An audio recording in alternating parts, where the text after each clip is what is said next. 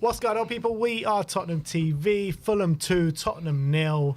And another loss for Spurs, another loss for Ange Postecoglou. 15 in the league this season. I guess it's a step in the right direction from last year. Last year was 3-0, this year's 2-0.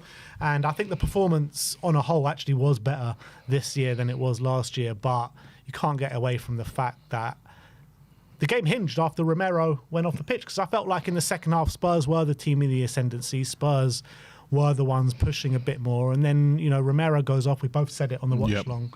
Once Romero goes off, we're going to come under increasing pressure. And I think that's exactly what happened. But in terms of the starting lineup today, we all could see, like, if you put the three in midfield that we did today of Archie Gray, Bentancur, Bissouma, there was going to be little to no creativity, and that's exactly what we saw in the first half. No, it was exactly what we saw in the first half, but also at the same time, we probably saw a side of Spurs that we've never seen under Ange. They barely laid a glove on us. They couldn't break us down. Defensively, we were very, very sound. But the biggest issue is you need goals to win games, and we were never going to do that with that midfield three. And I can't remember how many times we mentioned Romero and Davis in that first half, because they were winning everything, any ball, any loose ball, it was theirs.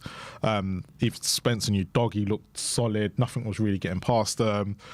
And in midfield three, it was kind of bypassing them a little bit, but it wasn't nothing to be concerned about. But the biggest issue was when we just couldn't keep it up top. Like, nothing would stick to Solanke. Tell wasn't really getting at his man. I think our best spit in the first half was when Tell took on the guy and he laid it across and no one was really there. But more, he should have looked up. But yeah, it's just, we all could have predicted that. Apart from Fulham scoring, I think we could have all predicted how that first half was going to go, and it probably went to script. Exactly when you saw both lineups. Fulham had an attacking intent, we didn't, and it was 0-0 at half time. Yeah, I mean, you're right. It was very predictable. When you see the lineup, you know it's going to lack creativity. Ben Davis and Romero was getting us out of all sorts of problems in that first half, because you think about it, if we didn't have Romero in that first half, we're probably two. It probably goes similar to last year's game when we played them. It's probably very similar, and the fact is that we wouldn't have been able. A lot of that would have just if Archie Gray had started there. We'll go by what we saw in the second half. If Archie Gray starts there in the first half, that game could have been 3, 4, 5 probably. And it was so key to what Romero brings to this team at the moment. Yeah. And even when he's on the ball, some of the passes that he lays into that midfield just to break it up and get through the lines, that is why he's one of the best. No matter what people want to say about him, no matter if people want to say he does this, he does that, he's too aggressive, he's blah, blah, blah. Clearly today you could see that we've been missing him for like 100%. 100%. And I just don't get why he would. Look, you're always going to say, yeah, but we're prioritising the Europa League and blah, blah, blah. But the reality is, after this game, we're not playing for 2.5 weeks. After that, we don't have Europa League for another, in 3 games' time or 4 games' time. Maddison hasn't even been called up to the England squad. So why not start a Maddison in the midfield in this game? I don't understand why you wouldn't do that. Like, what's the thinking behind it? I didn't really understand it, and I'd probably gone more Bergvall than Madders. And if I'm looking at the bigger picture with Maddison, he's not really a guy that can play 2 games a week and start the next. That's always been his issue for any club that he's been at, and he ends up getting injured. And I think from what I can see this season, they're trying to manage Maddison better than what they did last year, and we've noticed that Maddison's been available a lot more. Yeah. So for me, Bergvall's probably played the most amount of games, but he's young enough and he doesn't look like he can be slowing down. So I would have probably gone with him over, well, that was the other thing. Who would I have gone with him over? Probably one of Bentancur or Bissouma, surely. Yeah. I'm trying to go by how the first half went. I probably would have gone over it, probably Bentancur, and then brought Bentancur and Maddison on later if it wasn't working out. But we were quite solid in the first half defensively that I look at it and go, did Ange really get it wrong? Or was it a case of there was a certain period in the second half where it suddenly went to pot because he had to take Romero off? No, Ange definitely got it wrong because, you can say we're solid and everything like that, but you need to be taking the game to the opponent as well. You need to be causing problems and asking questions, which we did nothing of. Apart from a few tail runs in the first half, we asked no questions of that Fulham defence. It was way too blunt. No sort of creativity, no guile, no nothing. There was nothing to go on in terms of, we were just batting away the Fulham attack. That's pretty much what we were doing. So in my opinion, if that's what you're seeing against a Fulham side, and don't get me wrong, Fulham are a good team, but we should be going there and asking questions, and we didn't do anything of the sort. Credit to him, because second half, he noticed problems and he brought on Sonny. Yeah. He brought on Bergvall like he did a couple of weeks ago. I mean, last weekend against Bournemouth, right? He did the same. Yeah. And I think it did have an impact up until the moment Romero went off. You know, we were the ones in the ascendancy. It looked like we were the one asking the questions. Fulham didn't really have a way to get out. And we should have done more with that dominance. I tell you what, if it'd be interesting to know from Ange if it was always... Romero was always going to come off in around the 60th, 70th minute. Because if he was, then I agree with you, he should have gone with a bit more of an attacking intent, because once Romero goes off, then you probably go to a defensive more lineup. But if it wasn't planned and he just gets injured, then I feel a bit sorry for Ange in the sense of you can't really predict those things are going to happen. And actually, Romero hasn't shown any signs that he was going to reoccur and get his injury, and especially with Argentina coming up. You know what Romero's like. He did go down. He did go down hurt a little bit. He did go down, and that we thought he was going to go off then. But I'm looking at it going, it was when Odegaard came on in that second half, it just changed the dynamics of that game as well. Because even when Romero came off, we didn't have our backs up against the wall against Fulham. We were still going with that attacking intent. And to be fair to him, done well in the second half. But all of a sudden, Odegaard comes on, loses the ball, and it just causes chaos because our back four just couldn't deal with it. And that's exactly what happened. None of them could deal with what happened next. And then it just, the rest of the game, you knew what was going to happen because it's typical Spurs. It passed us by, but it was just a shame because we were on top for at least like 25 minutes of the start of that. Yeah, about 20, 25 minutes of the start of that second half. Bergvall was adding a lot. I mean, Bergvall was brilliant when he came on. Let's be real. He was. Driving us forward, exactly what you expected from him. I thought Sonny was asking a few questions. Solanke was the one that disappointed me because... Very disappointing today. Yeah, because in the first half, it just kept bouncing off him. He wasn't able to hold the ball up, anything. And then when he did get his chances, just couldn't get it on target. No, and that's the thing. And... Look, because Sonny was putting in some great balls, especially from set pieces, and then all of a sudden, Solanke was getting on the end of them, but he wasn't really making Leno work. And I think the biggest disappointment was one when he hit over the bar when Tell cut in, and then Maddison, lovely chest, by the way, from Maddison, where he picked that one out from. But he should be hitting the target. And I think that's the biggest problem right now. And I'm a big advocate for Solanke. But today, for me, he was very, very poor in that final third. He wasn't doing the stuff in the first half that I think Ange had asked of him. Yeah. And then in the second half, he just weren't hitting the target. And you're like, well, this is what, you've been brought in to come and do. And I just can't. Yeah, it was a very hard watch. And if Ange was looking at that, thinking that he was going to save his job, in a sense, because that's what we were looking at now for the rest of the season, that one goes against him, unfortunately.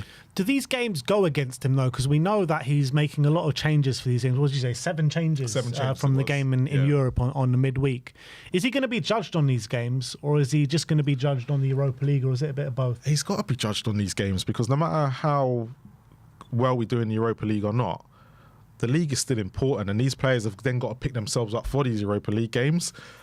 And there could be a moment in, say we play Frankfurt, and it's not going all our way. It's these 7 players, say the 7 players that we've changed today, that we are going to be relying on to come off your bench. And if they're not getting Ange ball, as they say, then it's all pointless. It's all relative. Yeah. And that's the key thing when people go, when you make this amount of changes, but you need the whole squad to pick up the exact game plan and understand what's going on. Because if at any moment they have to come on, they have to understand exactly what their job is. And you look at that performance today and you go, well, apart from the players that we already knew about, the other players haven't really covered themselves in glory. No, I agree with that. I mean, it was the first sighting that we saw Archie Gray in the 6th today. Yep. What did you think about him today? He did okay. He did exactly what was asked of him. To be fair, he was protected in the first half because he did have Bentancur and Bissouma in front of him. In the second half, again, he played okay. I'm not going to sit there and say it was anything special, but there was no concerns, which is the big thing. There was no concerns. It's going to be interesting what it'd be like when he has got, say he had Maddison and Bergvall in there with him. It'll be very interesting to see how he copes then. But in parts of that second half, he did. And he seemed to cope with it well, but I'm still not 100% convinced, but he's good on the ball. Yeah, I mean, his crossfield balls today, I mean, everyone was pinpoint pretty much, but it's just so frustrating because, yes, I know it was a really poor performance in the first half in terms of no attacking intent, but when we came out for the second half, when we made the changes, we were the ones in the ascendancy. We were, and when Fulham scored their first goal, it pretty much was against the run of play. I know they maybe had a bit of a half chance before that, but it was pretty much all Spurs in the second half up until that moment in time. Muniz with pretty much his first touch or first moment in the game. Great finish, by the way. Spurs defence got to be doing better at that moment in time. But I really believe that game in the second half pretty much just hinged on that Romero change. And the 2 goals that we conceded probably don't happen if Romero's on the pitch. No, they don't, because they definitely don't. Because the way that game was, with the way the back four was, they were controlled, they were in their position, and everything was just... Every time Fulham tried to get in that box, it was hitting one of them, the one of the back two. Romero, Ben Davis. But as soon as he went off, I think that second goal just put what happens when Romero's not there, because Ben Davis all of a sudden goes AWOL, and he doesn't win, probably the first chance all game that he doesn't win anything. And it's just like, oh my God, not again. It's typical Spurs. Look, I wasn't coming here expecting a win. However, I just didn't want to get battered. But that last 20 minutes, there's still concerns for me. And Ange needs to ask questions on his team and his squad on what he's trying to achieve, because it's not like those players haven't been playing for him all season. Yeah. But maybe it's an interesting thing because Porro didn't get a minute today. So Tell, I thought, played okay for those 20 minutes in the second half, which, again... Had a really good shot, didn't he? Really good shot. He looked really comfortable on that right-hand side. So we might be able to see that we've got Tell and... Well, I say Odegaard, but I'm not... Odegaard was shocking today. It was shocking when he came on, and I think he was part of the problem. Yeah. Which is quite strange. Well, he gave away the first goal. First goal, yeah. And it's just looking at this team now going, I don't like it where you're up 1 minute and down the next. And that's the problem that we've had all season with Ange. No matter when we had our first team squad, it's win one, lose the next. Win one, lose the next. And we don't seem to get a run going, apart from when these last 3 games where he won 3 and lost to City.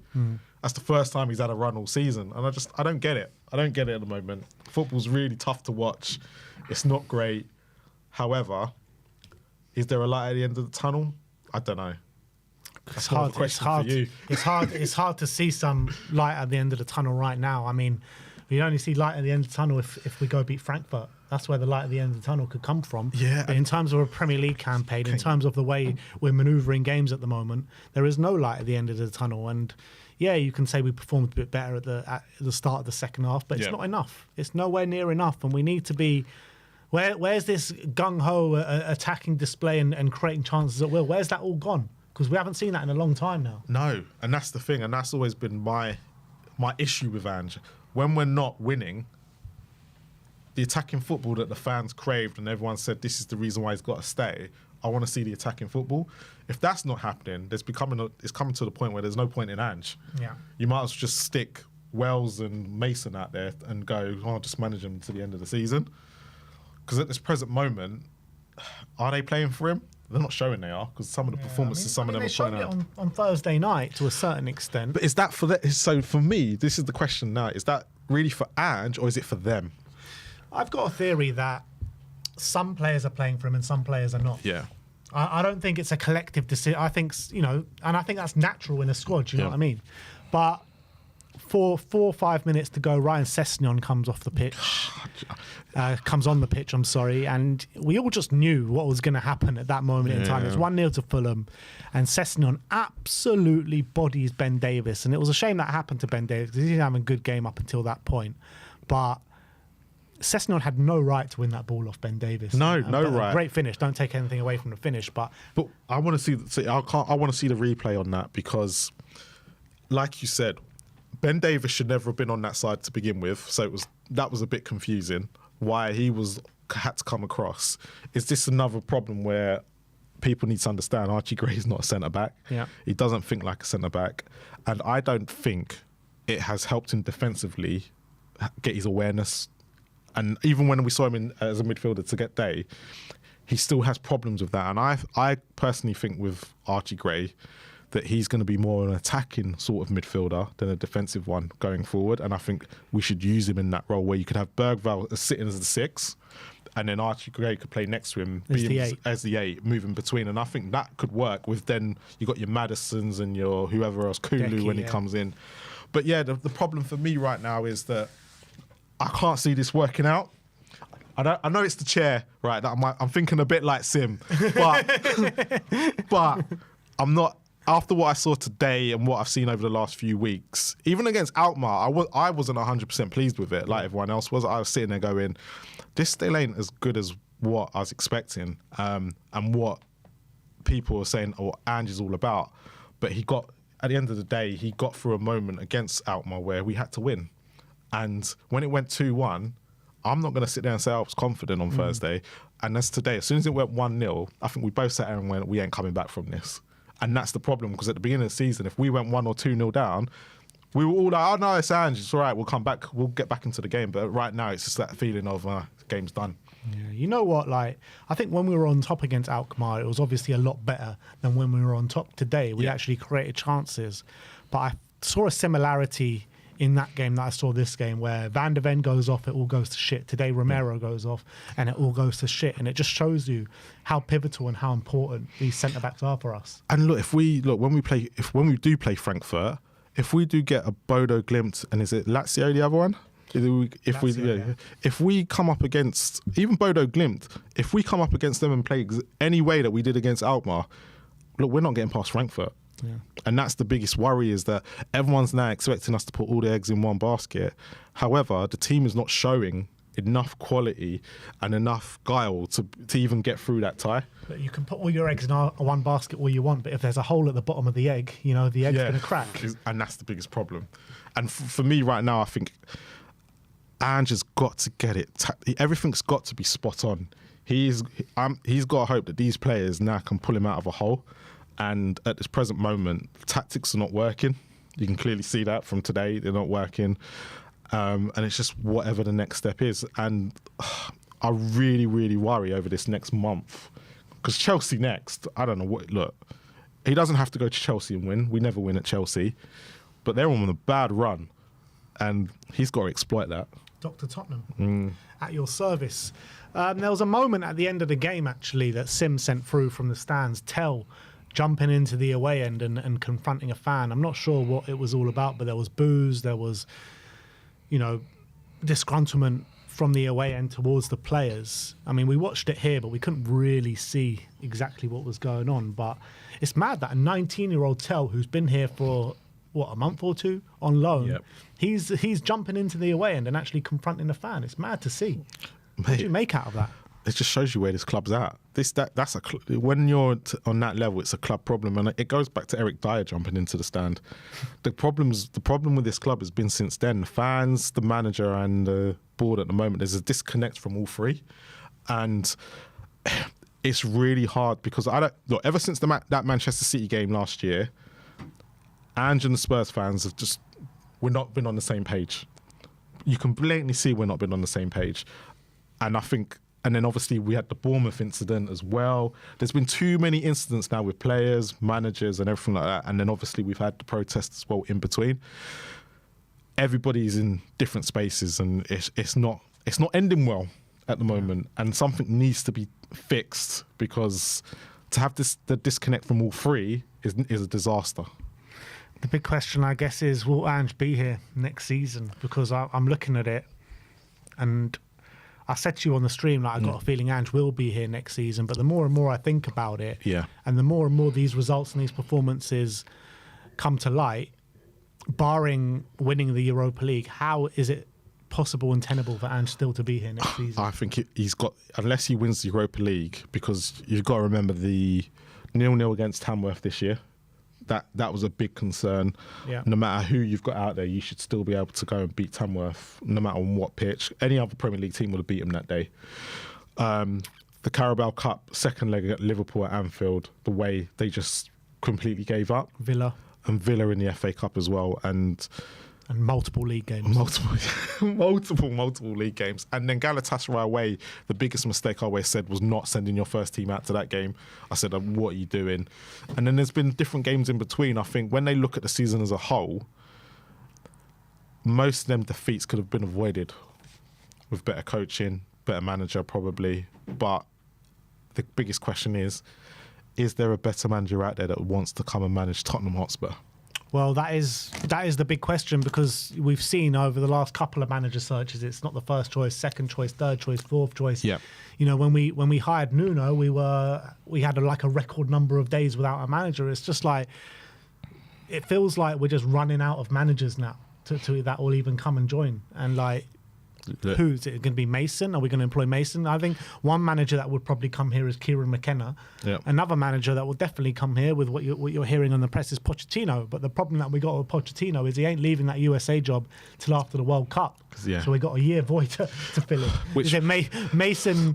Mason for a year. Which then comes down to your point, is that you see Ange here next season. Maybe that's what the plan is, because no matter what people think of Ange, he's not going to get us relegated. The club make enough money to cope with Europe with that for one more season.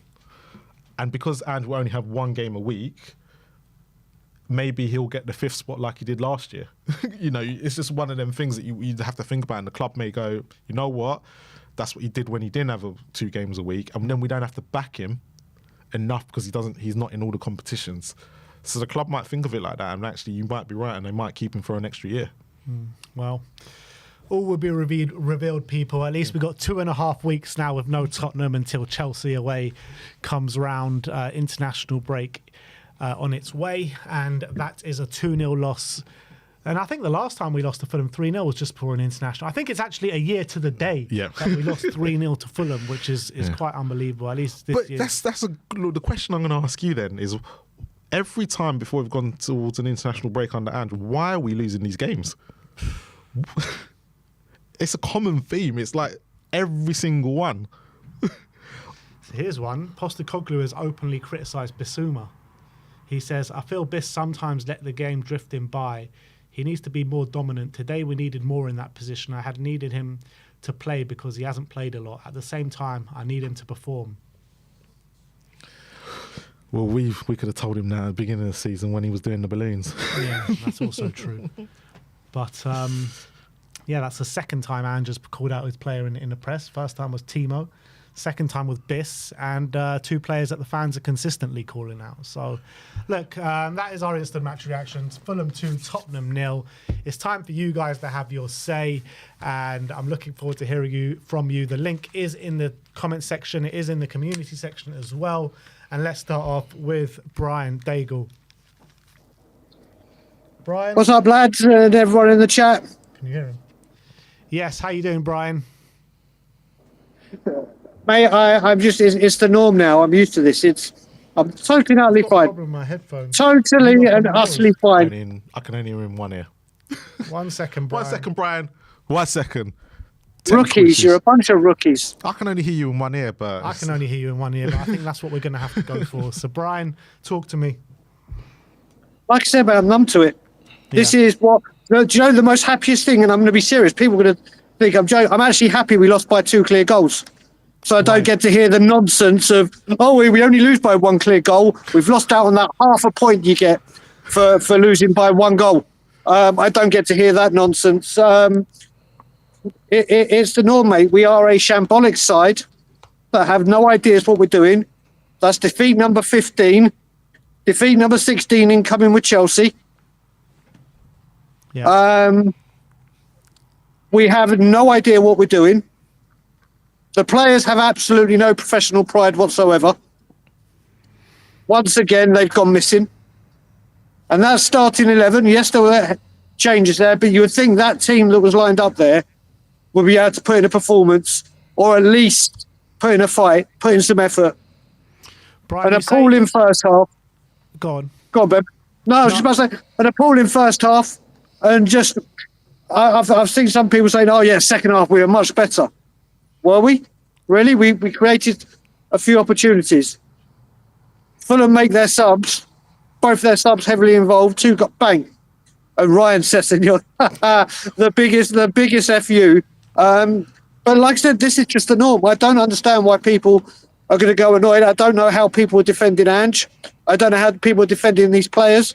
I don't know how anyone is defending anything at this football club. Yeah. I was going to ask you, you said the team that started was probably good enough to go and win the game. But when you look at that midfield of Gray, Bentancur and Bissouma, Ange just spent the embargoed press conference before this game saying, Mr. Hindsight, and everyone's a genius after the fact instead of before the fact. But can you not have told him before the game? I mean, me and Marlon both said it on the watch long just before we kicked off, saying we ain't going to create nothing with that midfield. Yeah, well, again, James Maddison's on the bench. You need creativity. He's nowhere to be seen. He hasn't been called up into the England squad. It's 3 weeks till we play again in Europe. Why is he not playing? There's no creativity there, but they're 3 good enough midfielders to be able to fight and have some bite.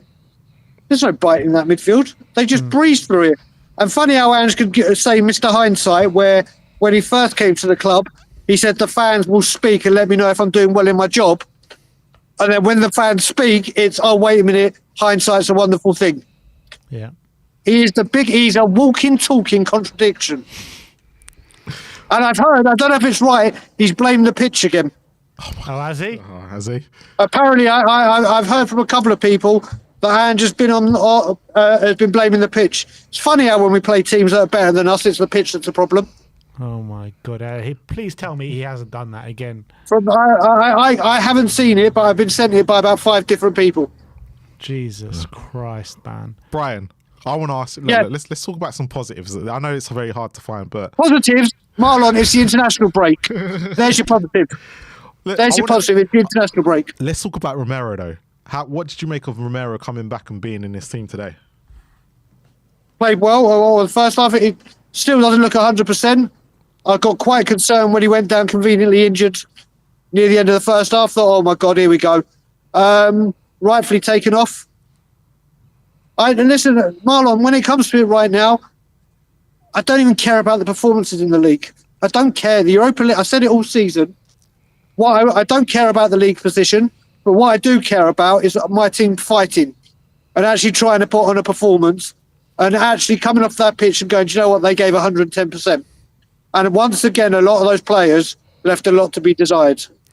Well, then I'm going to hear the excuses. Wait till the players are back. Things will get better. Well, they're back. It's not getting better. But we use that as an excuse. Excuse FC. They're all come out today with certain reasons. Oh, they're tired from Thursday. Oh, it'll be another wake-up call. We've had another wake-up call. Maybe we'll set the alarm a little bit earlier to wake up next time. All of them will come out. It's just not good enough, Marlon. Nothing is good enough at this football club right now. See, I thought Romero was very pivotal for us, and I think it all went wrong in terms of them scoring. Obviously, when Romero goes off, and the two goals that they did score, I think if Romero's on the pitch, that those goals probably don't happen. But do you not feel like in the second half, once we made the changes, Sonny comes on, Bergvall comes on, we did show a bit more fight? Yeah, we showed a bit more fight for a bit, Ben. Had opportunities where we slowed the ball down so many times when we're getting forwards. Rather than trying to take a man on and really cause danger, we stop and start and wait for them to get back. We did create a couple. Solanke, who I'm a huge fan of, has got to score there. Yeah. Has got to score there. I don't even know what he was trying to do. But it's just another shit show season, isn't it? There are opportunities created, but Ben, we can say that we created chances. Were there any clear cut that we actually took? No. That we, you know what I mean? There's none. Tell with that shot that led to the Maddison miss. The Solanke header, he should have done better. Yeah. No, there's just we're just not ruthless enough. There's no hunger. So who does that come from though? Does that come from the players or does that come from Ange? Because Ange will put them out there, but the hunger's obviously got to come from the players. It comes from the top. There's there'll be no accountability for this defeat. You've lost another game from the club from top to bottom. Ange has got to take a lot of responsibility. Ange is the one that sets these players out. Remember, Ange is meant to be this great speaker and this great motivational one that can rally the troops and send them out fighting. But these players, you buy cheap, you don't get the job done. And some of these players, they look like I've said a few times, we have players like Colin Calderwood, David Kerslake, Paul Allen, Steve Setchy, David Howes, Paul Stewart. I could go on with players. Good So old days. when they went on that Hampton Howe, I could list probably about 40, 50 players that if they were on that team, you would come off and you know they'd give 110%. And they wouldn't accept what was going on around them. Yeah, it's just, let's walk off. We'll clap the fans half-heartedly. We'll walk off and then, hey, we're going on our international break or what. There's no accountability from top to bottom. There's no culture to follow. It's literally like bring your kid to work day and just do what you want. There you go. Just sit there. Just go play. Just pass the ball about. If we lose, it's all about having fun. That's what it is. Like Sunday League. Go out there. It's not about winning. It's about taking part. That's what we've become. Brian, I asked you at the end of the Alkmaar game, do you still want Ange out tonight or should he still be given the Europa League run? Has your opinion changed at all after this game? I just don't care anymore.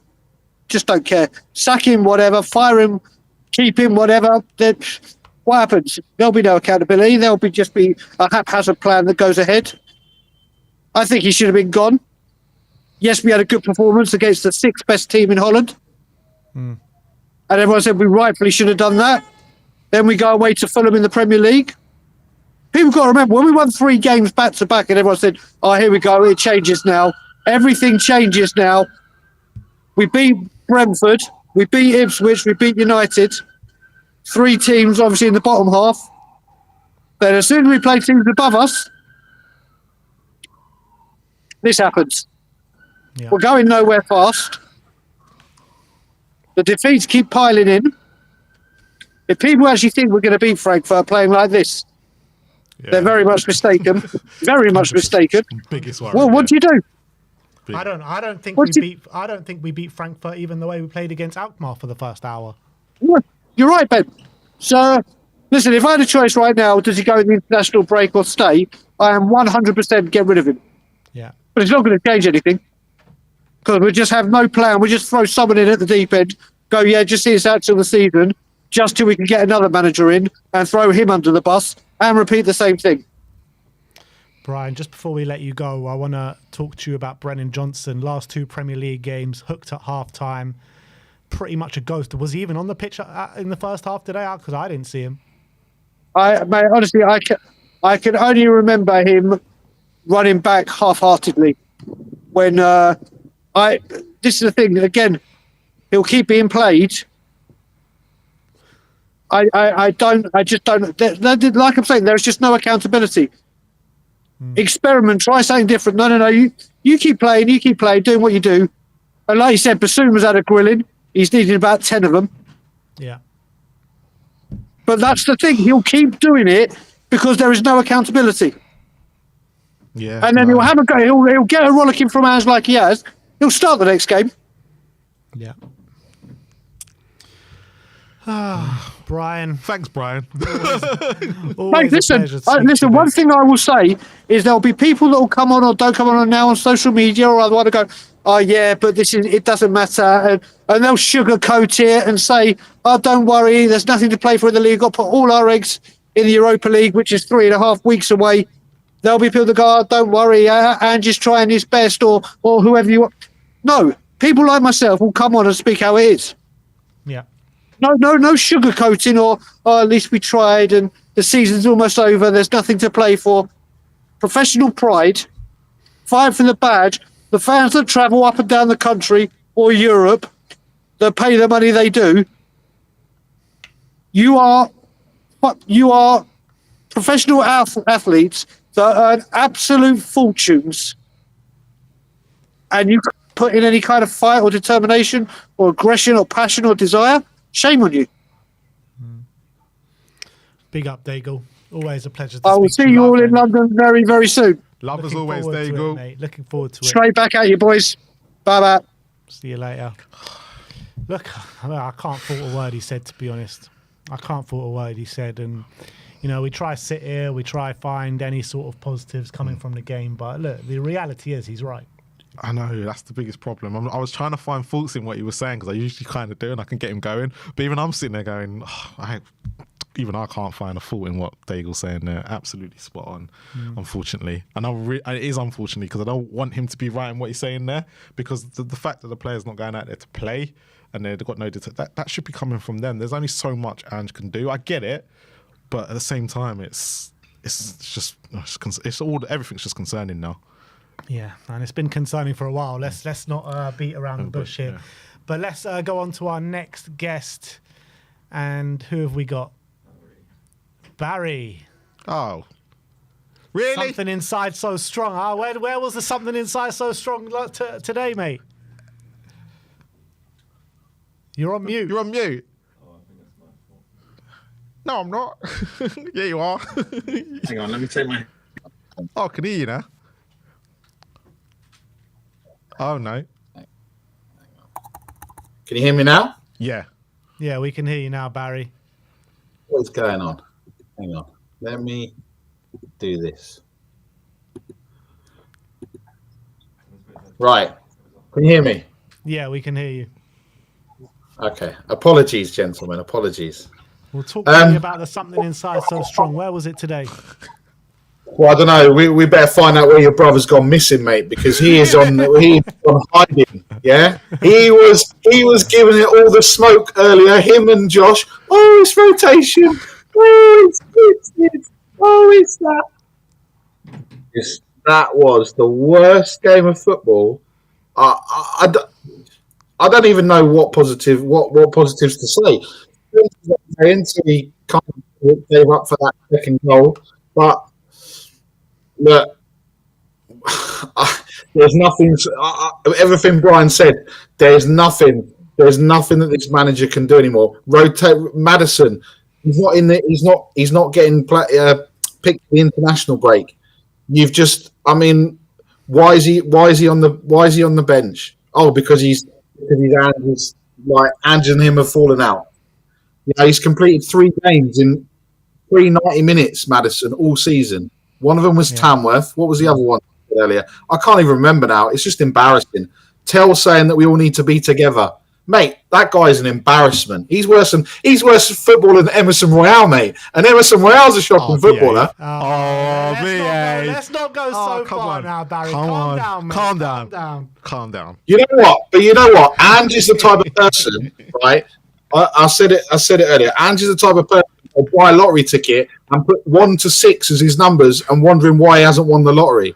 He is absolutely clueless.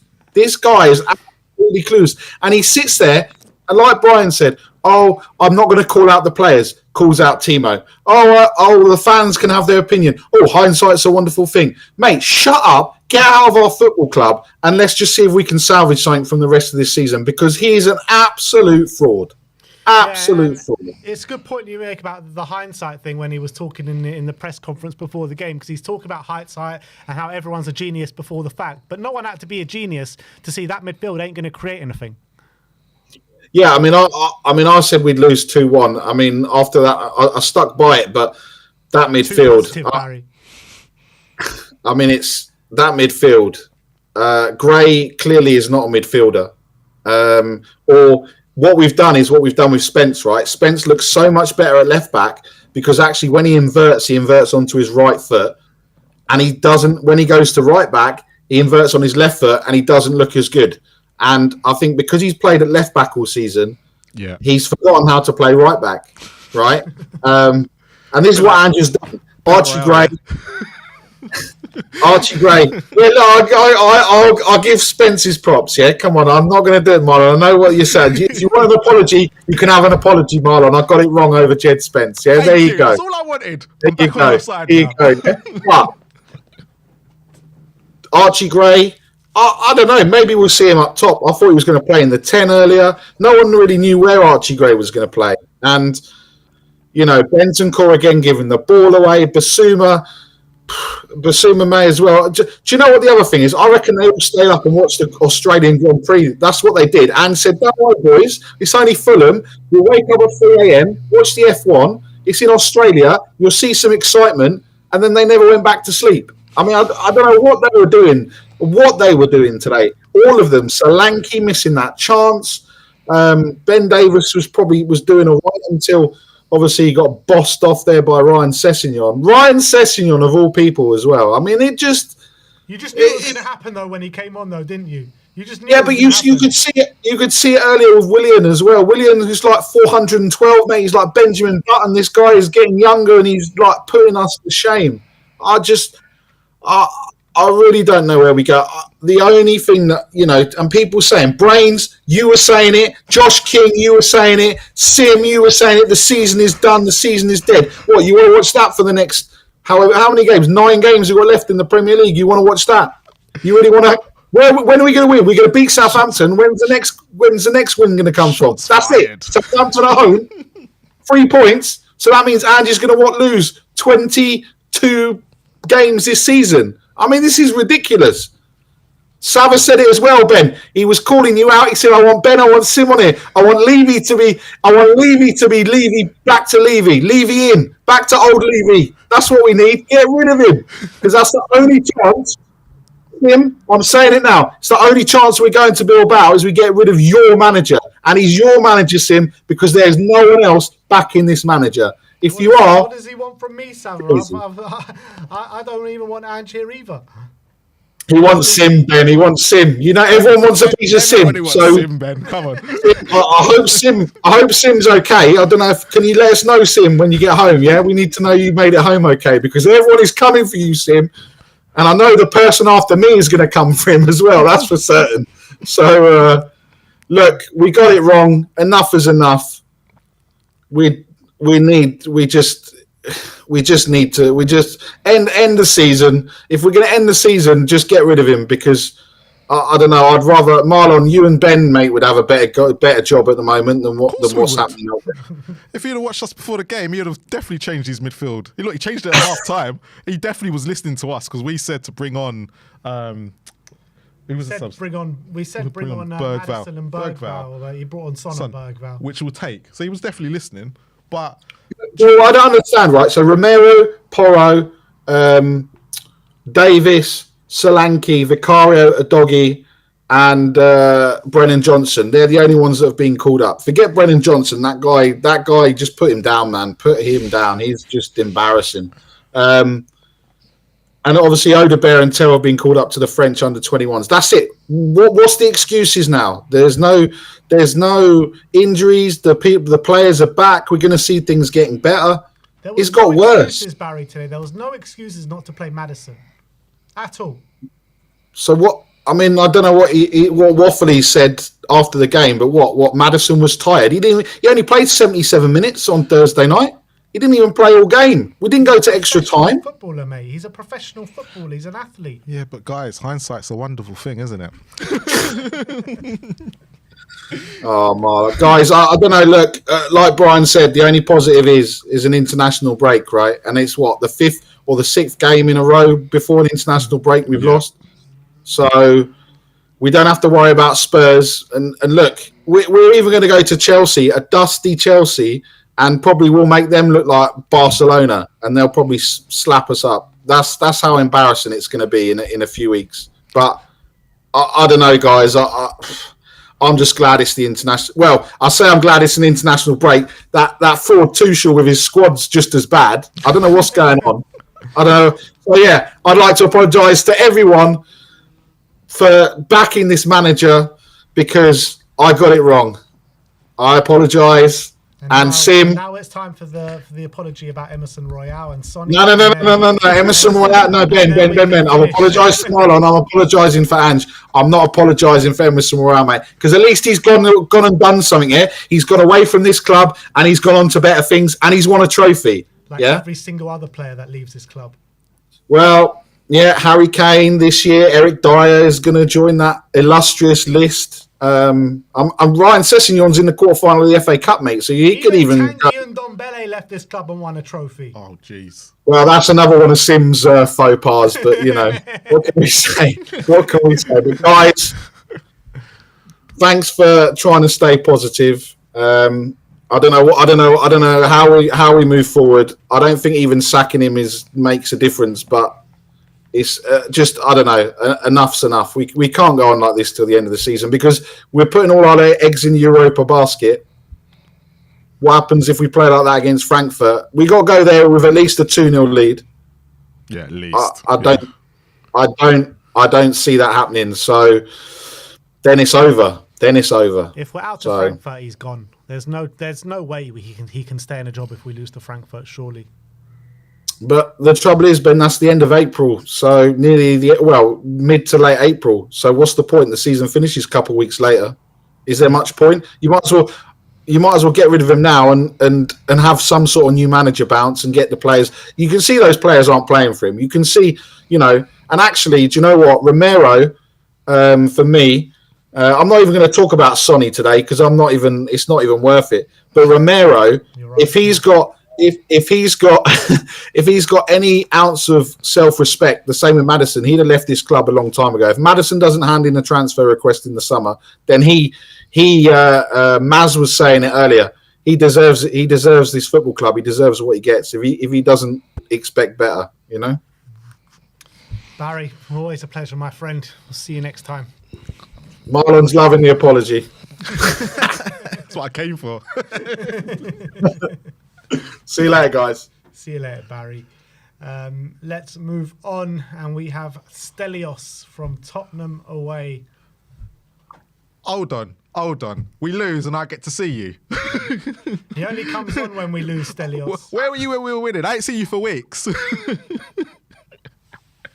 So I put an invite out onto my channel every single week, Marlon. You don't turn up. If you want to see me, come on my channel. The invitation's there, bro. Don't put it on me. Take a look at yourself. Take a long hard look at yourself, Marlon.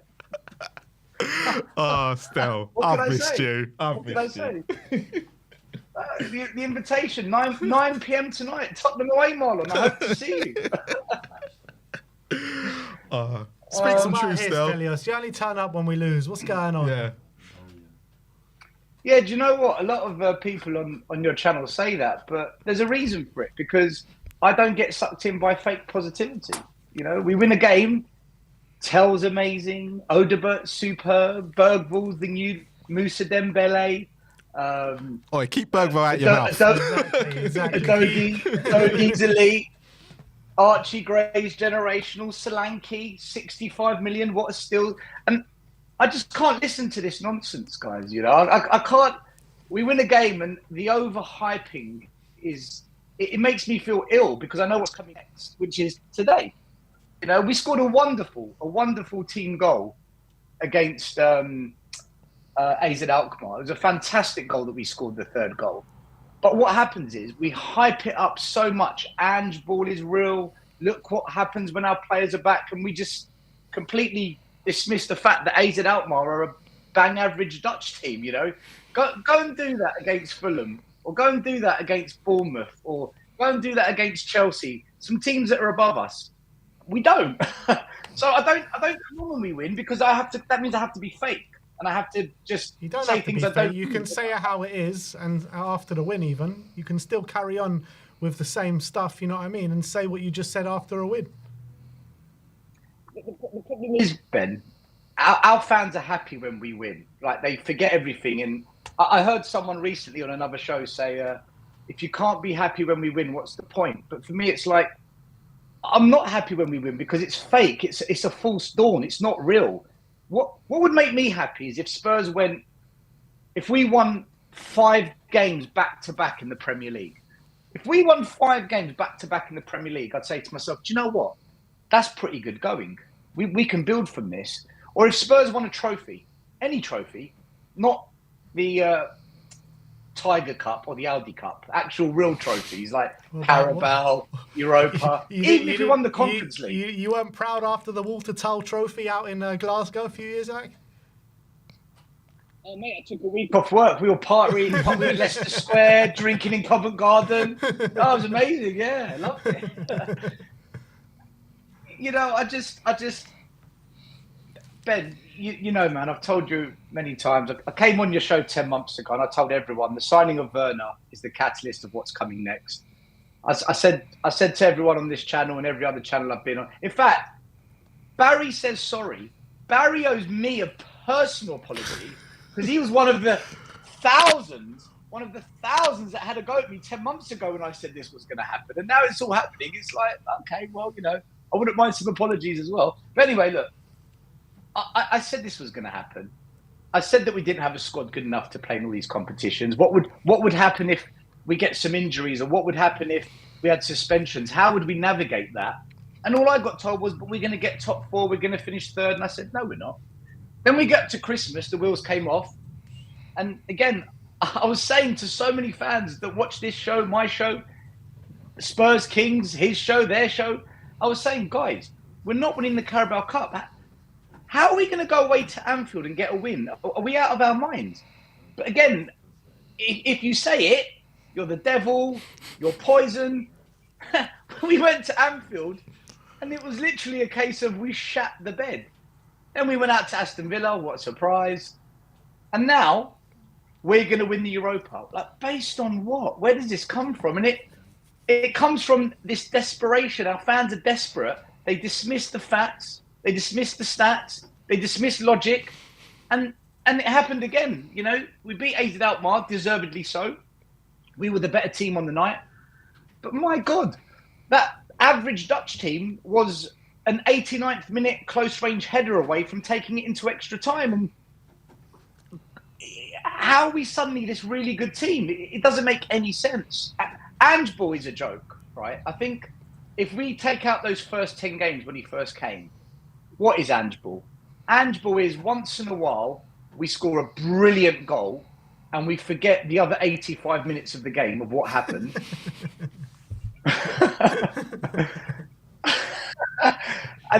and once in a while, we batter someone 4-0 and we think, yeah. But then we'll go and play the next game and lose 1-0 to like Crystal Palace, or we'll go to Fulham and lose 2-0 and Ryan Sessegnon scoring fucking worldies. It's like, what's going on? Stel, you forgot before that really bad run at the end of the season, we went 10 games or 11 games or whatever it is in all competitions without a defeat. We got to cling on to that. Yeah, listen, undefeated end of the season, fantastic. We've got a certificate of attendance. Let's frame it. Let's put it up on the wall. Look, I partly agree with Barry that change the manager. What does it mean? You can't change Ange now. It's pointless because you're going to put Ryan Mason in charge. I think he does a slightly better job because he actually plays with a 6 and doesn't make the fullbacks invert. But he's not a manager. He can't handle this. We're doomed for me. The season. I remember coming on and chatting to, I think it was you, Anson, and I said, sack Ange now, get rid of him whilst we're still in the FA Cup, we're still in the Carabao Cup, and we've got the Europa Cup. Let another manager who knows what they're doing. I said Harry Redknapp, but if he's too old and he doesn't want it, someone of that ilk, let them have a crack at it and try and save the season. I said this in January. That's the time. This is our last chance to save the season. But we kept Ange, Levy kept Ange, fans want to back Ange, and now we are clutching at straws that we win the Europa. Look, I think we might beat Frankfurt. I think we might beat them. I'm not saying we will. I think we will probably lose. Hold on, you're losing your mind. Look, I thought Ben, you said facts and stuff. Come on. And now you're thinking we're going to beat them.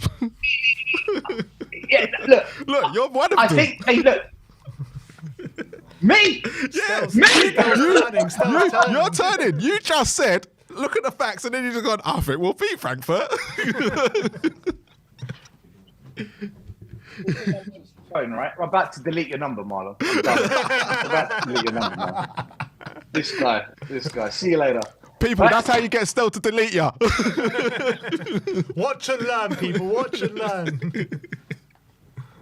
Hey, delete me, and then the truth has left your life. You have no truth in your life. Who's going to bring you the truth? Who's going to do it? Look, I think we can beat them. I never said we will, but the fact the second leg is in Germany means we're so up against it. It would have to be an outstanding two-legged performance from Spurs to do it. We would have to be bang on point in both games. So it's heavily stacked against us. However, I said a few weeks ago on my channel, I think we get to the semis or we play Bilbao at some stage and we lose, because I don't see how we beat a Lazio second leg in Italy where they can shut shop and play defensive. If we play Bilbao, they're going to crush us. They're absolute dynamite this year, Bilbao. Well, we can't play them till the final, right? And imagine walking up to their city on game day, the whole region's buzzing in their cauldron on their pitch that they know inside out. It's not happening, man. It's like this Europa Cup something in dream his second season, mate. The only thing he's winning is a P45. Oh no, Yeah, poor winning no Ange. trophy. Poor Ange. Look, if Ange did the impossible, and he won't, I'm not changing my stance. I watched the way he sets us up. You know, that second goal they scored today, one ball over the top. How many times have we said that? How many times have we said it? Nothing changes, you know. We still think Ben Davies is a good player. He's not good. Ben Davies isn't good. Well, He's Ben been Davies, here for 10 years. He's part of the problem. He's not a terrible player though. He does.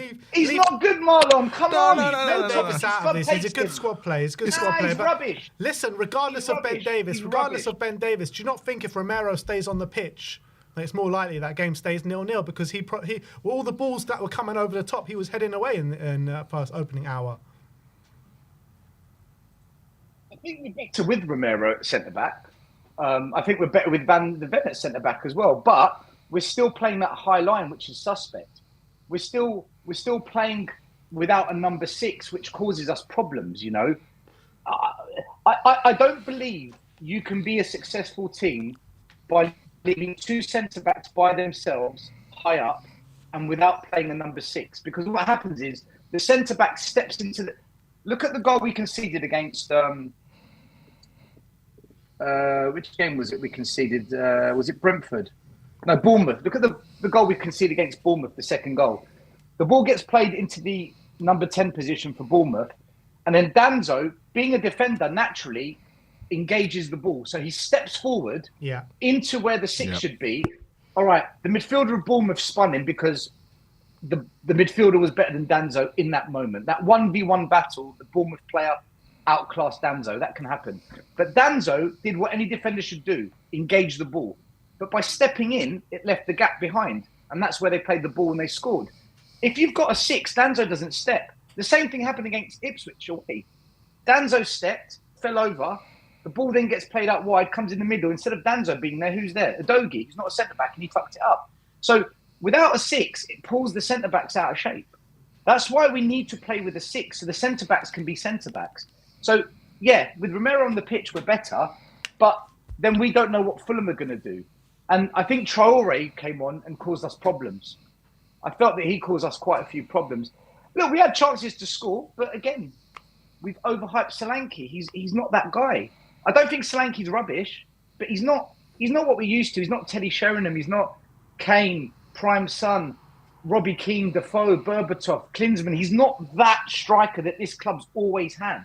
He's an average, slightly above average in a better quality team type of player. So he's not going to take all those chances all the times, where a better striker would have taken one of those chances today.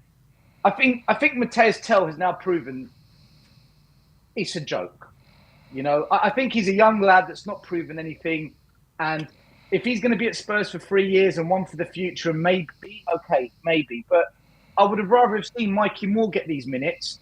And the 6 or 7 games that Tell's played for us, I would rather Mikey Moore have got all those minutes, because I've seen more from Mikey Moore in a Spurs shirt than I've ever seen from Tell.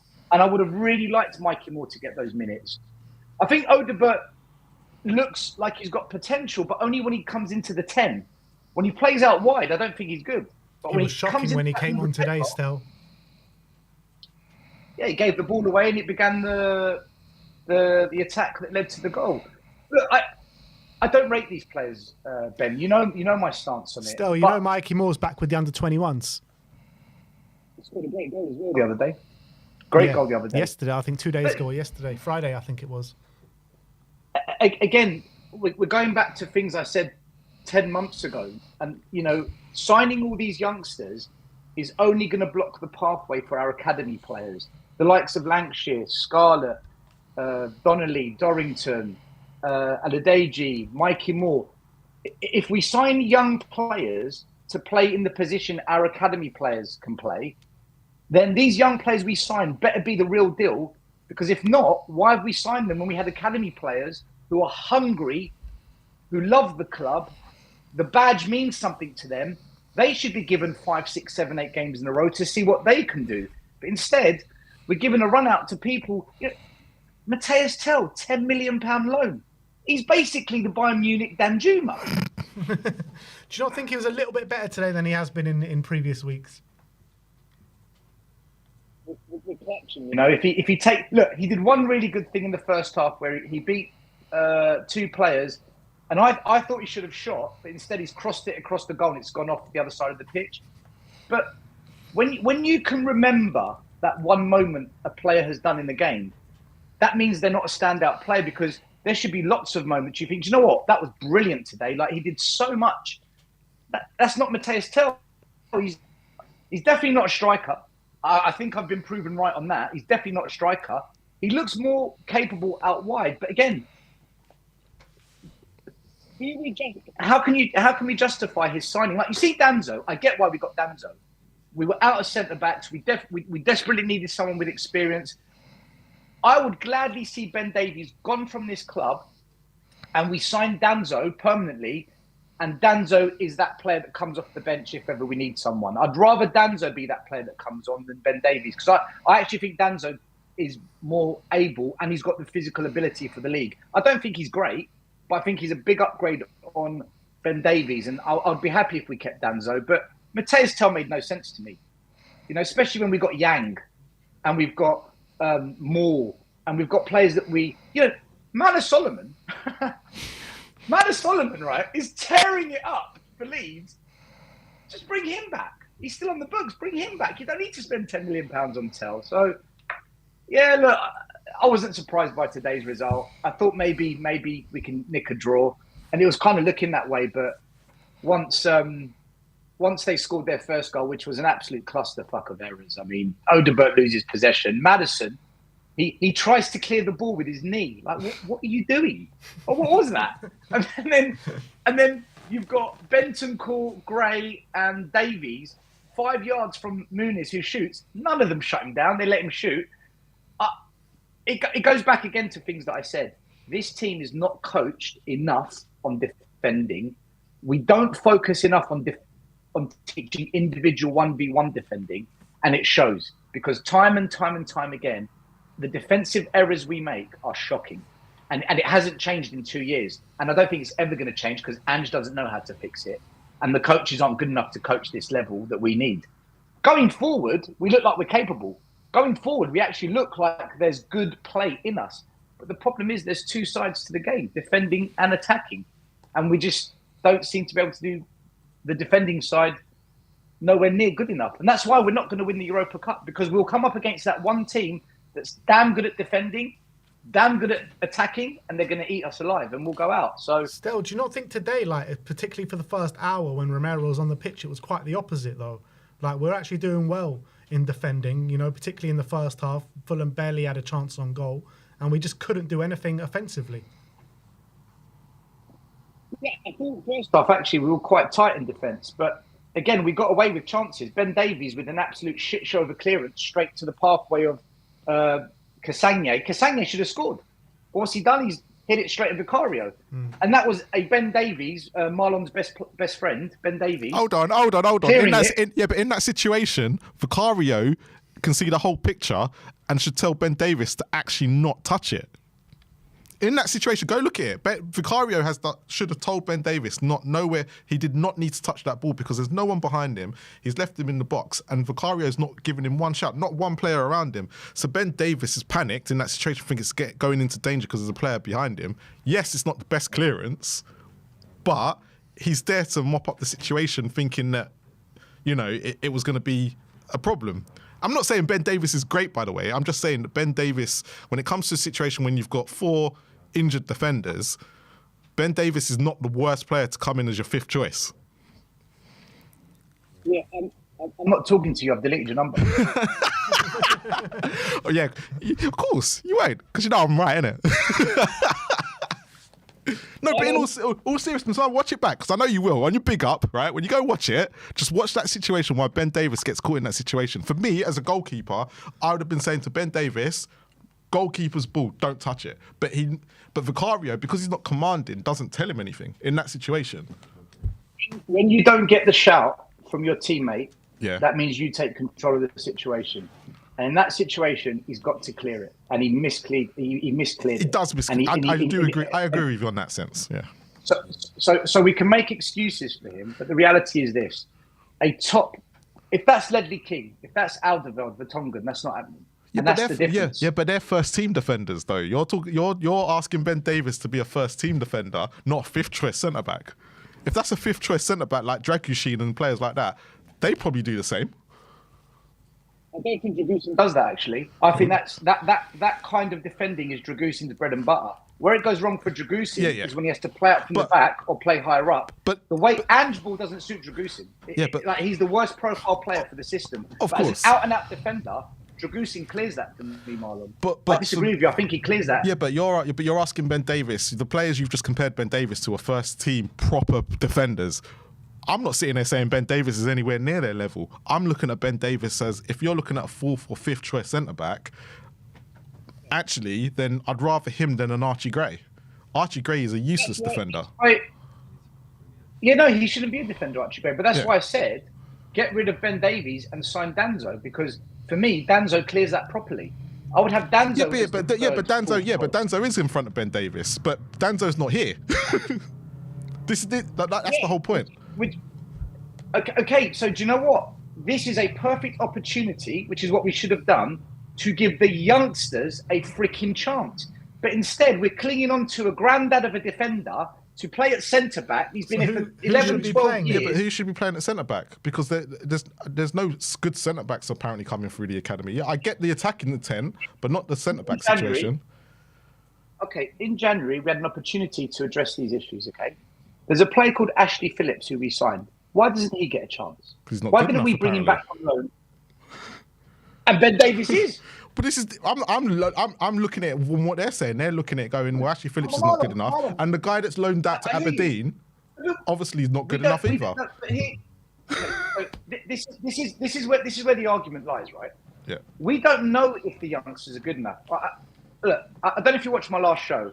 I did a breakdown on the youth, because if there's one thing I know, it's the development of youth footballers. I know my stuff on this. I'm not a guru expert, but I know enough. The player pathway for a young academy player at Spurs is broken, because we do not give them enough minutes to really understand how good they are. I'll give an example. When we signed Gareth Bale, he wasn't an academy player of ours, but when we signed him, it wasn't until he got a run of 10 games in a row that he began to flourish. In a different position, though. Because Gareth Bale was playing left back. But he got moved up. But my point is, he's still got 10 games in that role. We don't give any of our academy players 5, 6, 7 games in a row to really show us if they can adjust and transition from youth to men's football. That's the player pathway. It doesn't exist at Spurs, but yet Matthias Tell's been given 5 games. But still, you're talking about Gareth Bale not showing it until 10 games, right? He only got those games because Benoit Suakoto was injured, right? Tell has only had 5 games, so could you not give Tell like a bit more leeway then? So you've just said Gareth Bale only played because Ekoto was injured. Well, Dragusin's injured. Van der Ven's just come back from injury. Danzo's injured. So the injuries are there. The opportunity exists at this club for youngsters to be played. My point is this: look, if you would rather see Ben Davies play, fine. It's an opinion. Then who though? Who are we saying? Then who? We got no other options. This is what. Yeah, but Ben, this is what I'm saying. This is why we should have brought back Ashley Phillips and said, right, here's an opportunity for you, second half of the season. This is why we should have given the Dorrington and Donnelly an opportunity. But what we do is we don't give the youngsters that chance. What we do instead is we go to Ben Davies. And this is what you get from Ben Davies. We haven't won anything with this guy at the club. Ben Davies offers us nothing in terms of success. Yeah, but we've won nothing with most guys at the club. It's not just like Ben Davies is, for me, for what you're saying, Ben Davies is the least of our problems because of average players, Marlon. Yeah, because the average players that we sign, yeah. But Pochettino's biggest problem was he never had a squad. He had a good starting 11, but if one got injured, one got suspended, one was tired, one was on international duty, what would come in? Eric Dyer, Ben Davies, the Nkudus. That's the problem. That has to be fixed, which is why in the summer I was gutted with that transfer window because we didn't address the issue. And Ben Davies, look, I don't want to make this a hate rant on Ben Davies because Ben Davies isn't the problem today, but because we're talking about the defensive,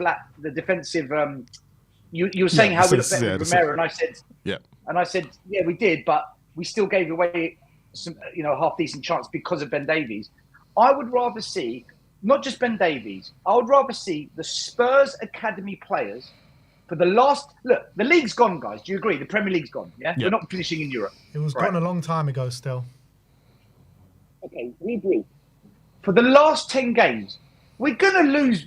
We're going to win. We're going to draw. We don't know. But the thing is, no one cares anymore about the league. It's dead. Play the kids for the last 10 games as much as you can and let them have a chance. Because when Conte was here, I didn't want the kids to play. Because when he got sacked and Stelios took over, people were saying, play the kids, play Pape Sarr. I said, no, don't. It's so toxic at Spurs. It's a horrible environment. It's an absolute car crash. The worst thing you could do now is play kids in that environment. And we started Pape Sarr against Newcastle, 5-0 down. Who's the one that's that sacrificed? Pape Sarr. He destroyed his confidence in that game. And that's exactly what I didn't want to happen. But right now, all fans have accepted the Premier League is dead to us. There's no toxicity or poisonous atmosphere at the club because we've given up on the league. So whilst the atmosphere is we can tolerate it, yeah, but still, let the kids have a chance. Let them have a chance. Let's see Mikey Moore. Let's see young players play for this club from the academy and see, can you show us something in the next 10 games to justify playing you next season and not signing Matthias Tell? But still, not giving all the minutes to other players Ben Davies. That's the point I'm making, Mark. But the problem you've got with that is, say you play 4 or 5 of them, and when we go and get smashed 3 or 4-0, the fans are not going to accept that. You know full well they're not. You say, look, Mikey Moore is different to the rest because you saw potentially what he can do. But if you go and bring 4 or 5 academy players but if you go and bring, he doesn't play. Yeah, but he doesn't play. Yeah, I know that, but I'm just talking hypothetically here. But if you go and bring 4 or 5 players in a team that at the present moment can't even win a game, you don't really want to bring academy players into a losing team because it just spreads that culture. Unfortunately, Gray 5 players at once. Huh? Don't play 4 or 5 players at once. Play Mikey Moore. And play. Yeah, but it's about 4 or 5 players that we kind of need because you're looking at the Bensoumas, Bentancurs, and all them that are not doing it, and defense is not doing it. So you are looking about 4 or 5 players that we need to come in to even fix the issue. Marlon, we can't fix the issue. With Ange as manager, Levy as chairman, we can't fix the issue. Do you really want a youth player coming into an Ange ball system, though? Yeah. Well, I'll tell you what, Mikey Moore looks pretty good in the Ange ball system. But I said take Mikey Moore out. I'm looking at the others now because even Mikey Moore's not even getting the minutes. But Mikey Moore's even then. Mikey Moore was only good in second halves. He wasn't good in all game because in the games that he started, Mikey Moore was very poor. Yeah, because he hasn't got that run of games. This is my point. He's not getting the run of games for us to see. Yeah, he gets 30 minutes, 45 minutes, and it's over. Yeah, but us fans, he's had a lot more opportunity than what any of our academy players have got. And Marlon, to answer your question, do you trust the young players to do well in Ange ball? We don't know. That's the point. We don't know because they don't get the chance. What players are we even talking about here? Because out of the academy players, we've only got Dane Scarlett on the bench today. What other players need to be given a go that are not out on loan? Yeah. Look, obviously, Ashley Phillips and those players, we can't. We should have. I start off by saying we should have brought them back in January, but that's an absolute fuck up. So now we're left with the Ben Davies and whatnot. But whatever academy players we have got available now, it's probably only 3 players, I think, that we can academy players available to us. I would play them. I would let them have a go, because if we're losing games, what harm can it do to give the youngsters a chance to see if over 5 games they can help us have a bit of an uplift? That's my point I'm making. Otherwise, when are they going to play? Because if we don't give them a chance now, we're not going to win the Europa. That means next season, no Europe. That was the competition we did play the kids. So when are they going to play? Yeah, but you just said when are they going to play? You said it was a bit toxic when Sarr came in and whatnot, but is it not toxic against Ange at the moment with fans? No, look at us now. We're pretty chilled. We've accepted it. Last season, I'd be like, fuck, blah, blah, blah. Brian Daigle's blowing things up. People are throwing grenades. Like, you might be chilled. No, you are chilled. You are chilled, but there's a lot of fans out there right now, especially in the YouTube space, and when you go through the comments, they're not chilled about this situation. Sava. Okay. Not Sava. Sava was not the person I was thinking of. You're naming him, not me. But I'm just talking. But if you look, let's go through our comments that we do. I do a show with Sava, right? I can say it. I do a show with Sava once a week, right? Sava has had enough of Ange. He wanted him gone a long time ago, right? But I'm more calm with it because I've accepted. I can't change the manager, and I can't change the owners. All I can do is go to protest, make noise, and hope more fans come on board with it and something changes. But I wanted Ange gone at the start of the season. I wanted it gone in January to save the season. He's going to be here to the end. Some people say if we crash at the Europa, he'll get sacked. Guys, I'll be honest with you. I would not be surprised if he's here next season. Honestly, it would not surprise me. He shouldn't be, unless he wins the Europa, which would be a miracle. But a lot of fans think if we go at the Europa, that Ange is gone. I'm not convinced. No, we're not convinced either. I'm not convinced. I'm worried. I'm worried about him being here next season, actually. I think it's going to get even... I'm going to cry next season. He won't be here for very long next season, in my opinion. And then it means Ben and Sim can do react to comments more often.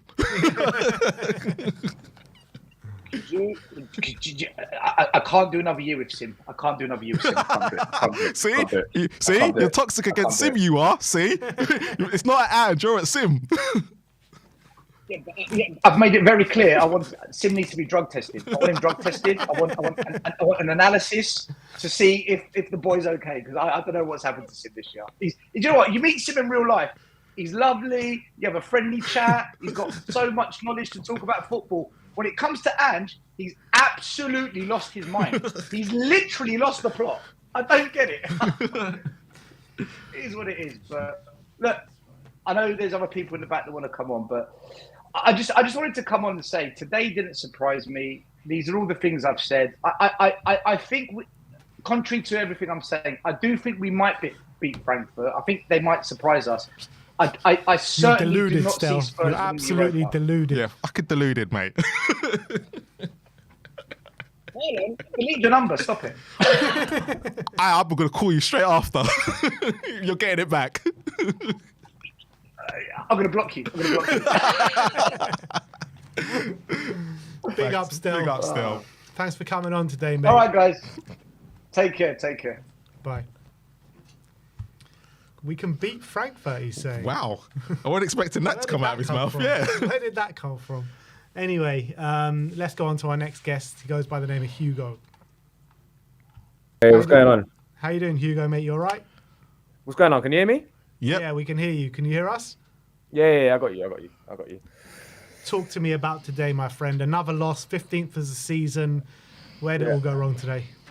Yeah, I mean, I didn't watch the game. I just got home. So I got to preface it by saying I didn't watch the game. So I've sort of come on just to talk about the Europa and the rest of the season as a whole.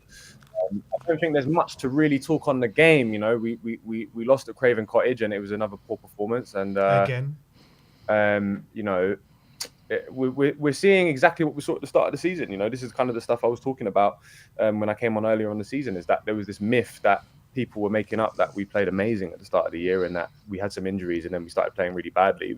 These types of games have been littered in the season from when we had the full team. So we're back to win, loss with our full squad. So nothing's different. I think the main thing that's surprised me is that, you know, for me, the conversation on Ange long term died a long time ago. The question has always been, should we sack him now, or is it more detrimental if we sack him now, or if we just let him just run out the rest of the campaign? But now people are starting to this conversation of, oh, well, we can see him next season. I find that amazing, to be honest with you, because I think regardless of if he wins the Europa League or not, he will be gone next year. That sounds a bit mad, but my point is that if he was to win the Europa League, I think he's going to walk away from the job in the summer anyway, because he's seen how this is probably the most up against the wall he's been in a managerial position ever. He's been criticized left and right. This is the hardest he's had to work as a manager, and this is the most he's been criticized and tested. I think if he wins the Europa League in the summer, he's going to go, do you know what? I've proved my point. I've won in my second season. I'm going to walk away and find something else. And I'm going to be, the market for him as a manager is going to be a bit higher if he wins the Europa League. Someone in France or Italy or maybe a Premier League team will look at him and want to take him up if he was to win the Europa League. That's not nothing to be sniffed at. That's a major European trophy. So, and I think the board would say, do you know what? You've won us a European trophy. We don't want to invest any more money into you, because the recruitment's been so up and down in this rebuild that I think the board are going to look at it and say, do you know what? We don't want to give you any more of your players either. I think they'd be happy to. I think it'd be a mutual departure if he won the Europa League, and if he doesn't, he has to go. So I'm surprised that this is a debate still going on, to be honest, amongst the fan base. But Hugo, the way I look at it with that, and I don't think Ange will walk if we win the Europa League, but the way I look at it, if Ange does win the Europa League, which I don't think he will, by the way, but if he does, Levy is going to fight tooth and nail to keep him at this football club, because he knows he's cheap. He's pretty much a yes man. He'll follow the way the club wants to work, and Levy likes these kind of guys. So I don't see a way that Ange leaves the club. And he's got him Champions League football as well. He's got him Champions League, but for what? For us to be without Europe again in a year's time. He's not going to win the Champions League next year if we was to win the Europa League. He's not going to qualify for Europe through the league, because there's too many better managers, there's too many better squads, there's too many more competent front offices in the Premier League than Tottenham. So yes, he would have got Champions League football, but then he's going to have to invest. Again, he's going to have to leave, otherwise he's going to come under a lot of pressure. And if he does invest, is he going to invest in this manager? I don't know, because this manager, the investment has been so mixed. It's been so bad. Looking at Dragusin and Brennan Johnson and Tell's been an awful signing, and then it's confusing. Signing young players, but then also extending players like Ben Davis, and he's clearly relied upon senior players like Bissouma and Bentancur who have let him down completely. And when they've let him down, he's not really, Still, great conversation about the youth team setup, but that conversation's, if Ange wasn't going to use the youth setup in the period we've just come out of, when we had no options, what makes you think he's going to use them now? We had a great period of time from November through the January window where we could have recalled some loanees if he wanted to, where we had no options, and he didn't use any of the youth players. He barely used anyone. Scarlett wasn't used. Lancashire was sent off on loan. Dorrington played 10 minutes against Southampton. Ashley Phillips wasn't recalled. It was one game, Hugo. It was one game against Elfsborg coming off the bench. Elfsborg. There was the one game, and that was towards the end of the injury period. So for me, the whole conversation on the youth setup, if you still believe Ange is this like project youth manager, then I don't know what's going on with that one. Because he had so much time to use it. This whole idea that he's this project youth manager is just not true. It's just not true, And he's a win now manager. And that's based. There's plenty of evidence for that, and based on the fact that he's had to rely on these senior players throughout the team. He's not brought in any youngsters, Look, we've got some good young players. The idea that if Ange goes, the rebuild's done is not true, because we've got good young players that other managers will benefit from. Again, you're looking at the tactical decisions today, playing Archie Gray at centre-back in the second half and us conceding goals again. For me, Archie Gray, I think he's going to be a good Premier League player, but I've not been convinced that he's this sort of transcendent talent that's like amazing in every position. I think he's just been another body in centre-back. He's been pretty poor at full-back, and we've yet to see him in centre-mid, really properly. So, it's a mess from top to bottom, really. It's a mess. Ange is not going to be here next season. I just can't see that. I just can't see it, because he's not going to win the Europa League. No, he's not. even if we got past Frankfurt, you've got Bilbao in the final, and that's just never going to happen. You know, it's just never going to happen. You know, again, this whole thing of him being in the Europa League being this like ticket to keeping him, I've just not been convinced by that either. You know, we said that about the Carabao Cup, we said that about the FA Cup. Yeah.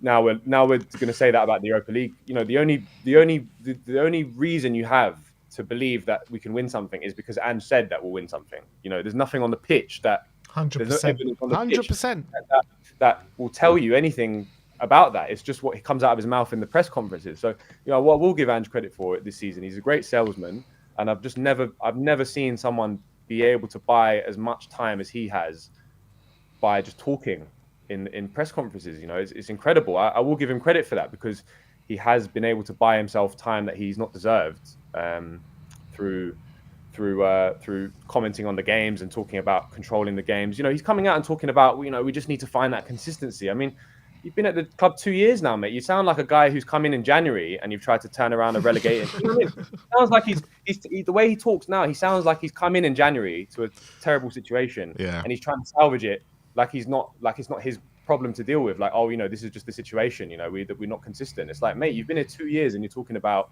consistent play. It's, you know, what are we doing here? You know, what are we doing here? And in terms of managers moving forward, you know, I think McKenna would be a good option, because he's actually a young man. I came on here months ago and said McKenna's someone that would want to manage at Tottenham. I think he's a good manager. One of the only ones. One of the only ones, but I think he's a good manager. I think he's a young manager, and that's the type of manager that you can watch the football and see mistakes and be trusting of the fact that it will improve. Whilst you know, with Ange, it's just not. It's just, there's just been so much. There's just so much evidence.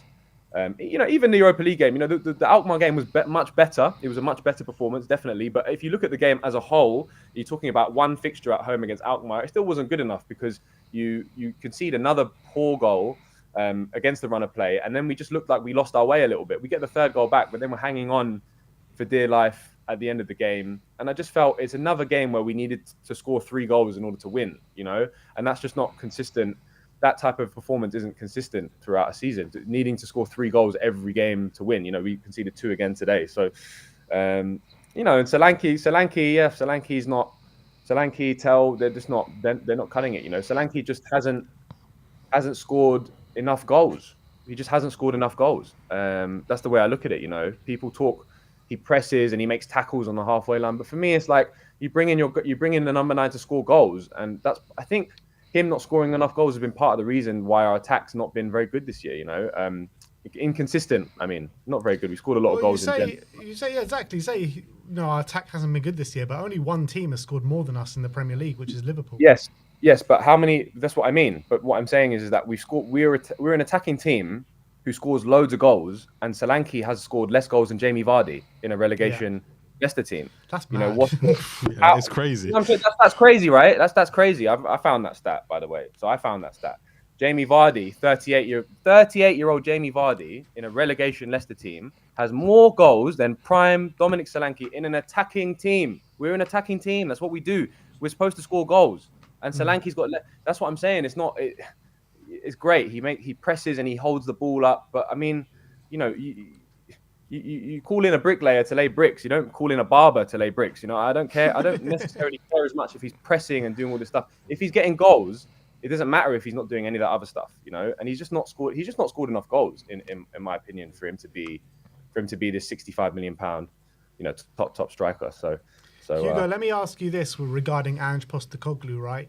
Yeah. Even if Ange was to leave in the summer now, whatever, do you still trust that the next manager, whether it be McKenna or whoever it may be, will it get better over the long term? Can it get better, or are we always doomed to be in this situation or disappointed with Daniel Levy at the helm? Yeah, well, I'll tell you this. When Nuno came into the club, that was a nightmare waiting to happen, wasn't it? That was a nightmare situation waiting to happen. You're talking about an underwhelming manager at the face value. He doesn't get a summer window. He doesn't get any time with his squad. He doesn't get any transfers. And he was better in the league than Ange. He had a higher win percentage than Ange did in his second season, right? And that was after 3 months, right? And I'm saying that was as bad as we thought it could get at Tottenham. That stint of Nuno had, where it was really toxic, and you know we lost 3-0 to United at home. That was as bad as we thought it could have got. and that was still significantly better than this manager. And that's not because Ange hasn't been given enough money. It's not because Ange hasn't signed enough players. It's not because we haven't signed enough high potential talent. It's not because of that. It's because the coaching's just not been very good, and the players. Barnaby Slater said something very, very good a couple of weeks ago on one of his. The players, I think the players don't understand why they're playing a certain way that we concede so many chances. I don't think the players understand necessarily why this setup is going to win us games in the long term. I think that's part of the problem, and I think there's obviously murmurings all year about players. Are they playing for the manager? I think there's clearly something not right. You're talking about Bissouma doing balloons before the season. You're talking about Maddison. I think there's probably been some sort of thing with Maddison where the manager's gone, do you know what? Like, you're not consistent enough. And when I've played you every week, you've been injured for 3 months. So do you know what? You can sit on the bench every other week. And that's, funnily enough, Maddison's been available all season pretty much. There's definitely some stuff going on. You've got guys like Romero who don't really want to be there. Clearly, you've got Pedro Porro, who's probably he might be turned to a Real Madrid maybe. I don't know. There's things that are not right amongst the senior. In the summer he got rid of key senior players. Højbjerg, Dyer. People didn't like Eric Dyer, but he was a senior member of the team. You get rid of key senior members of the team, and you replace them with idiots like Bissouma, who just aren't. Bissouma's the seniority figure in the team. How is that going to lead anywhere? Bissouma's a child. You know what I mean? He's a 28-year-old child. So, but to answer your question about whether it will get better, I think it would, because the squad's clearly underperforming as a whole, and the squad's not a 15th in the league squad.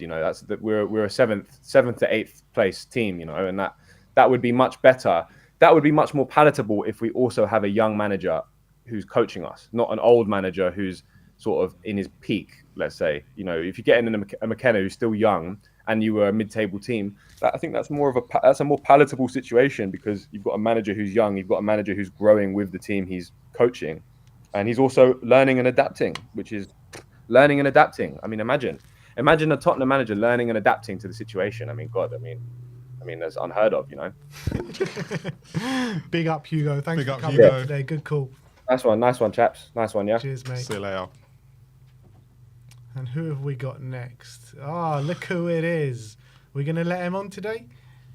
I'm not sure about that.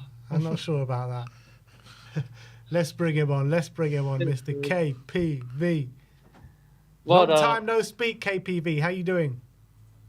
Not good, but oh well. I'm here, and to ask the question, like Brian Daigle, Barry asking where have I been, I said it on Friday or Thursday. The reason why I've not been on this channel is because my membership has been paused due to payment issues, and every time it happens, I need to get a summon card, Google Play card, to try and join again, and it happens. But obviously, I've got Zoom, and I thought you guys normally use Zoom because you can.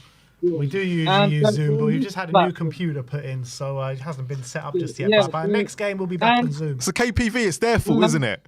Blame Ben and Sim. And let me address something, okay?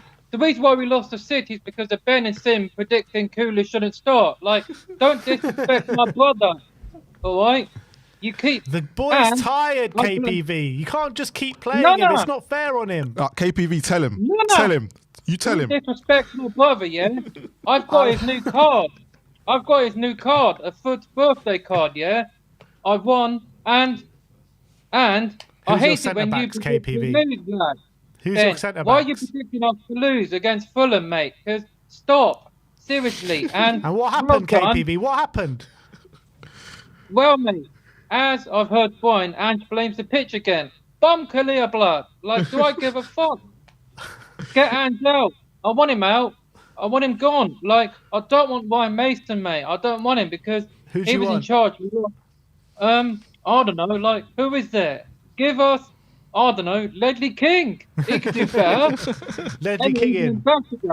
Give me, because I know you saw him with Slim recently at a game, and I've seen it on your wheel. Like, Instagram and Facebook. You said, "Lady, you think we're going to win a trophy?" Yeah, we're still in the Europa League, and I still Are we going to win think the Europa League, KPV, do you reckon? Of course, man, because we won it, what, 2 times? Them lot from Woolwich have not won it. Yeah, they won it once, but I couldn't care less about them. Like, we They never won won it. 3 European trophies. Arsenal never won it. Like, we won it twice. Actually, we won 3 European trophies. This will be 4, because them bubbles have won, what, 2 I heard? And this would be, we won 3. This would be 4. Like, and you said about Bilbao, we could play them in a semi-final, Ben. We'd get Man United in the final, not Bilbao, mate. They're 1-0 up, as I just checked. And it's Bilbao probably are on the other side of the draw. Man U will play Bilbao with the semis, I think. Yeah, and I just want to win it, man, because, like, how did West Ham win a trophy before we did? Like, we won 3, they won 2. So I couldn't get less. And I want to win, man, because, like... How are Man City winning the four in a row before us, man? I couldn't care less, man, because we can't let City do what Arsenal do and win it on the stadium 3 years in a row. Like, how are you predicting that? Because, like I said, I know Marlon probably watched the video. You put me up front last season before the game, and it's a good thing. Like, I predict that, and I appreciate it. But you put Brian Hill in goal, yeah? Did Yeah. you? Yeah, I did. We should not put him in. You don't put him in because he can't save. You could have put maybe me in both positions. I could play goalkeeper and up front. So put me in both. I save a penalty because I've saved one before. That's the whole point. We didn't want you to save a penalty. We wanted to lose that game. Nah, man, I could have saved Haaland's penalty and I could have saved him from scoring 2 goals because I've done it before, mate. And if we all dream of a team of KPVs. But like, yeah, let's be honest. We're not going to beat Chelsea. We can't because the last Tottenham boss to beat Chelsea obviously was. That's it, KPV. I got a bone to pick with you. Why are you predicting us to lose? Shut your mouth. And you saw in the chat. Can we please congratulate Expressions on reaching 400k million YouTube subscribers? Congratulations, X. Congratulations, X. And I've had enough of this manager. Get him out. Like, and now we've got international break. And why the fuck is Spence not in England squad? How is that Arsenal kid in? Like, it's good for us. It's good for us. Nah, Spence could be England squad. He's on form, mate. And people disrespecting the geezer. Like, don't disrespect Spence because my mate Natalie Powell loves Spence and she's watching this. Big up, Natalie. I know you're watching it, mate. And go on, KPV.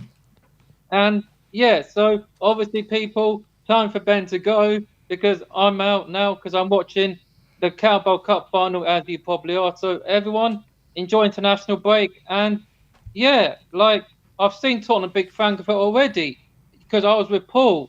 You know him, Ben. I have a picture of me and you and Tim, that Brentford game. And I was with Paul. So, but yeah, well, we haven't met up since that Brentford game, but we need to meet up. Are you going to the Frankfurt game?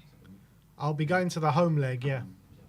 Yeah, so, yeah, we need to meet up, mate, because I've not seen you since that 100%. Brentford game. We'll make it happen, KPV. We'll make it happen. Look, big up, Marlon, and first off, Marlon, congrats on winning the Euro sweepstake, by the way. You won it. Oh, that's how long I ain't seen you for. Well, no, mate, but just been busy, man. But obviously, yeah, I'm planning my next out trip with my key worker, Ben. He's not in today, he's a Man U fan, but he's off. But anyway, I'm off, people, and I'll see you all. I'll see you at the Frankfurt, mister. And I'll see you there, mate. And as always, Levy out. Ben, Sim, Brian, everyone in. La Bosch. What about Marlon in? Marlon in. All right, Marlon in. Barry, I haven't blocked him, mate. Why do you say that? I haven't blocked him, mate, because you're taking the piss, Barry. And apologise to Embo Goat, yeah? Embo Goat, I saw what? AC Milan, they didn't want Ali to get sent off. Big up Carl Walker from one Carl to another, and big up Delhi. Chelsea's nemesis, they lost. I couldn't care, but I'm out. La Bosch. That was some outro from KPV. Is that it for today? Yeah. All right. Well, big up to everyone. Thank you for all the callers.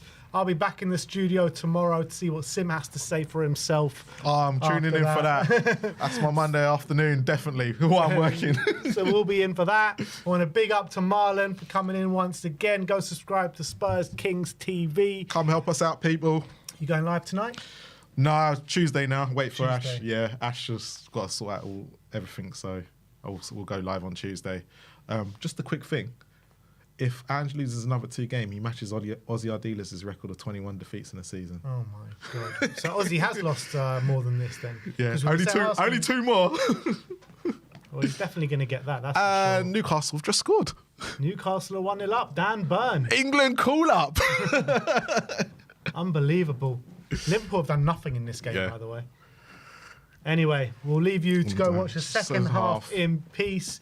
But big up Marlon, big up Spurs Kings TV. Go and subscribe. Subscribe here as well. We'll see you all tomorrow. Like, subscribe, and comment. And as always, Come on, you Spurs.